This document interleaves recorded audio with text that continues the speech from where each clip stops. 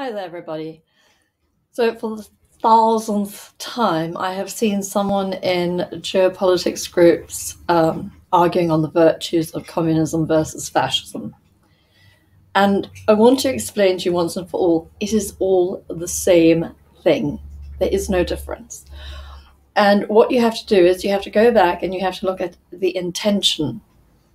The intention with communism. Well, let's go back a little step further and look at Hegel, Hegel, Hegel, and Hegelian dialectic. The point of Hegelian dialectic is to get you to make a choice. So they want the sheep in the pen, but the sheep don't naturally go there. So you offer two different ways in, and some sheep will prefer, if you put rosemary bushes up, and some sheeple rather will prefer something else.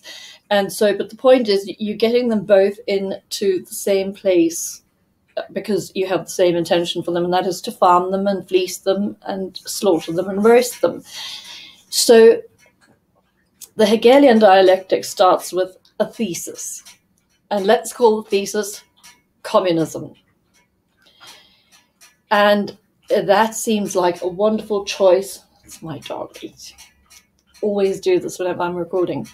It seems like a wonderful choice if you are a worker, or you are a bleeding heart middle-class person, or you are a shrewd and forward-thinking wealthy person. And then on the other side, we have the antithesis, which is capitalism. And I can do this with communism and fascism, thesis, antithesis. You can do it with all the variations of this. The point is, thesis, antithesis is supposed to lead us somewhere, and that somewhere is synthesis. And so the thing that you want to look at is, where is the control? And the answer is, the control is central. Where the control is central, we are now looking at a globalist control grid of a tiny number of people literally controlling the entire planet. So you can argue until the cows come home about, this is sort of in the national interests and this is for the people's interests and so on. But the outcome is always the same. Centralization leads to kings and serfs. And I would argue that the very reason the communists despise the middle classes so much is built into why this whole dialectic was created. And that is, they don't like the middle classes.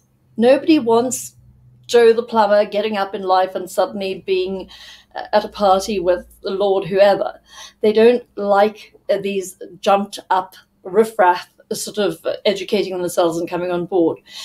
So they devised a way to get rid of this middle class. This is a hypothesis. It's not proven, it's a hypothesis. And a very good way was to divide them into communist, capitalist, and then eventually we are going to create synthesis, which is globalism, control at the top, and we will get rid of the middle classes. And if you look at the middle classes, they are being decimated by policies. Right now, you can see very clearly that bigger business and communism, corporatism and communism are one and the same thing.